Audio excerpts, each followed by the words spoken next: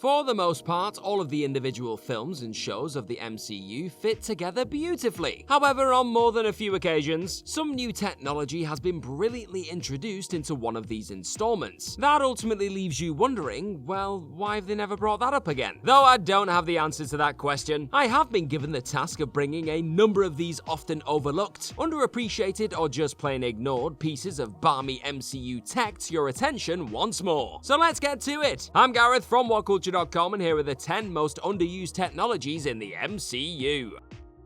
Number 10. Arc reactors. The arc reactor was invented by Howard Stark while studying the Tesseract after World War II, and promised to provide cheap, clean, and renewable power to the world. However, Howard was limited by the technology of his time, and so entrusted his son, Tony Stark, to one day complete the project. Unfortunately, for years, Tony preferred to shelve the idea in favor of manufacturing and selling weapons of war. What a guy. Eventually, he was forced to perfect the arc reactor by inventing a new element in order to save his own life, as you do. But even after this incredible breakthrough, the arc reactors, despite being able to supply the world with limitless clean energy, are used only to power Stark's own suits of armor and properties in New York, and a handful of tech for his friends such as Spider-Man. The rest of the world is still foolishly paying out of their ass for power, presumably. No explanation is ever given for why we don't see this tech all across the world by now either. Madness. Number 9. Spider-Man's webs. Spider-Man's web shooters are an incredible feat of engineering. They were created by Spider-Man himself, Peter Parker, using nothing but materials found around the house and his high school chemistry class. The webs themselves were just a simple chemical mixture, propelled by CO2 before Iron Man got involved. This tells us that it would be incredibly easy to mass-produce the web shooting technology. It would be the perfect non-lethal weapon for law enforcement, being able to fire a completely harmless sticky material that can painlessly capture any violent criminal. Well, most of them anyway. Once the person was apprehended, the webs would simply dissolve after a few hours. Obviously, not everyone has Peter's spidey sense, so their application would be limited to things like fire suppression, rather than web slinging over buildings. But it seems odd that we never see any practical applications of this highly durable, lightweight, slowly dissolving material that Peter invented. It makes one wonder if Mr. Parker might be hoarding the patent for himself. Cheeky boy. Number 8. Iron Man armor. In Iron Man 2, the US government tries to seize the Iron Man armor technology from Mr. Stark, but end up unsuccessful. While the movie leads you to support Tony, as he's the hero of the story after all, one does have to wonder why he is so opposed to offering up this technology in any form. Now, one can see the rationale behind not wanting the government to have his repulsor hand blasters. But what about letting the paralyzed walk again? We've seen how much this tech helped Rhodey after his legs were injured in Captain America Civil War, but Tony only thinks to use it for this purpose after one of his close personal friends needs it. Yet another example of Iron Man only helping people with his tech when it directly benefits him and his image, perhaps? Yeah, maybe. Even if he just donated the bulletproof armor, he could protect every single police officer in the country. Most likely, Iron Man didn't trust anyone but himself to regulate this tech, and make sure it didn't put too much power in the hands of the government. He wanted to be the one who controls the suits of armor, as we see with the Iron Legion and the creation of Ultron, because that went really well. Number 7. Pym particles. Pym particles are particles synthesized by Hank Pym that give Ant-Man his power, but the ability to grow or shrink objects on command was not invented by Marvel. In fact, many other movies have used this power much more realistically. At the end of Honey, I Shrunk the Kids from 1989, the film uses their shrinking/growing technology to create a giant turkey that looks like it could feed at least 5 families, and a dog biscuit that's bigger than the dog itself. More recently, in the 2017 film Downsizing, people are shrunken down to solve overpopulation. Of course, Pym particles are rare and hard to synthesize, but Ant-Man just gave some to Hawkeye, who in the Disney Plus show Hawkeye, used them to create an arrow as tall as a skyscraper and shrink several people, leading to them most likely being horrifically eaten by a bird. Instead of creating a building-sized arrow that causes massive property damage, what about a bunch of building-sized fruits and vegetables that could completely end world hunger? Or maybe just a giant donut, I'm hungry. Number 6. Nanobots. Nanotechnology was first introduced in Avengers Infinity War as the material composing Iron Man's Mark 50 armor. The tech was created by Stark Industries, with help from Wakanda, and turned Iron Man into somewhat of a shapeshifter. The suit was composed of billions of tiny, highly durable robots, which could morph into any shape Stark required, allowing him to cycle between countless pre-programmed weapons mid-combat. This power would be helpful to the world in so many ways, if it were allowed to be mass-produced. Construction crews could use a handful of nanoprobes to create any tools they needed for the job. Doctors could safely examine the insides of patients' bodies by injecting specialized nanoprobes. As we see from Spider-Man No Way Home, they can also be used to subdue attackers painlessly. Sadly for the world though, like most of Stark's tech, the nanobots are exclusively used by Iron Man and his prodigy Spider-Man. A technology that could fundamentally change almost every industry on Earth gets used to marginally improve a couple of suits of armor. Number 5. Dr. ZOLA'S AI.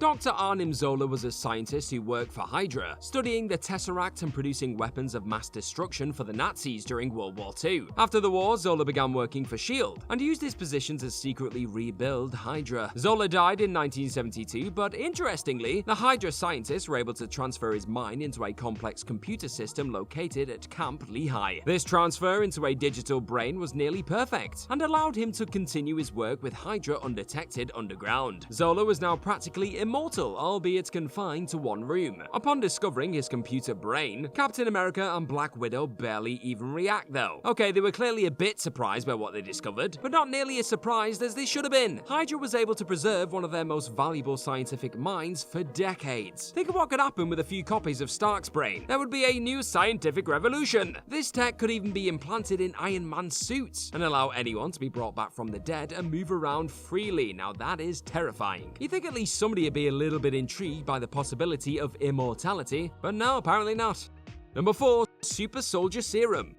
Captain America's Super Soldier Serum has a violent history. The original serum and relevant research was destroyed shortly after Cap was given a dose, but many groups tried to recreate it. In the MCU, the United States tried to recreate the serum by testing on African American soldiers, lying to them that they were getting standard shots. The only man to survive these inhumane tests was Isaiah Bradley, as the other participants died slowly due to the serum. Bradley was in prison for 30 years for saving his friends who were going to be killed in a cover-up operation to hide the abuse done to them. Eventually, the serum was able to be perfected in 2024 by Wilfred Nagel, using blood extracted from Bradley. However, it was not long before the 20 doses that Dr. Nagel created were lost, this time stolen by the Flag Smashers group. Ultimately, the project has been held back by poor data storage that can be easily destroyed, and deceptive racist experimentation. If the government was more open with its research in the beginning, it's likely the whole world will be super soldiers by now, all without exploiting unwilling people. Though whether or not a world full of near indestructible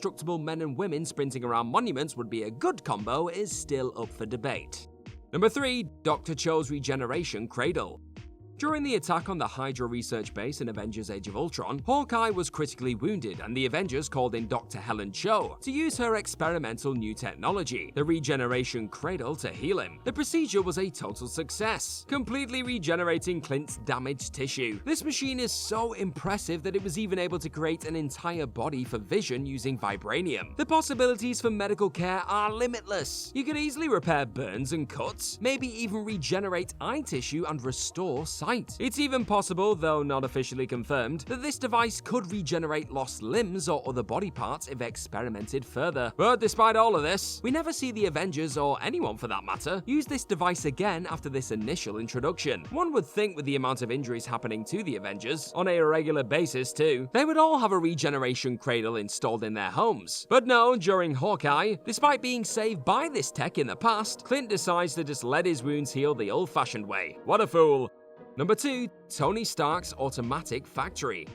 Yet another product out of Stark Industries that is tragically underused is the automatic robotic factory Tony has built into his house. We see as early as in the first Iron Man movie that Stark has a personal interface in his home where he can design, manufacture, and test whatever he desires. The entire process is automated, accomplishing in a few hours what would take humans months or even years to do. Yet instead of using this machine or ones like it to provide those in need with, cheap houses or vehicles, he decides the best and frankly the only use of this unbelievable feat of engineering is to make fancy metal suits to fly around in. It's pretty ridiculous that Tony keeps this auto factory all to himself. There are millions of homeless people around the world, and these machines could easily produce affordable homes for everyone if they were more widely available. They could work around the clock and much faster than humans. Perhaps it is simply so expensive to construct something like this that it's just impossible to make more than one. Or maybe he's just a lazy bat.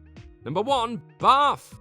Binarily Augmented Retro Framing, or BARF, is perhaps the most underappreciated piece of technology in the history of the MCU. The system was created by Quentin Beck, working for Stark Industries. What a surprise. It was undeniably impressive, a hologram projection program more advanced than any other on Earth. But oddly, Stark decided not to widely distribute this tech, instead giving it an embarrassing, degrading name and using it only as a way to therapeutically talk to holograms of his parents. This misuse of a device that could fundamentally change the entertainment industry and frankly the whole world was so insulting that Quentin Beck lost his mind and declared a secret vendetta against Tony. Finally, at least someone was standing up to the tech hoarder himself. The BARF technology was able to trick entire towns and cities into seeing something that wasn't actually there. Surely Stark must have seen the potential of a device like this. Or maybe he simply feared said potential, but we'll never know for sure. And that's our list. Any other underused technologies in the MCU you can think of? Let us know all about them in the comments section right down below, and do not forget to like, share, and click on that subscribe button while you're at it. Also, make sure to head on over to whatculture.com and find some more incredible articles just like the one this video you're watching right now is based on. I've been Gareth from whatculture.com. Thank you as always for clicking on this video today, and I hope I see you very, very soon. Bye bye!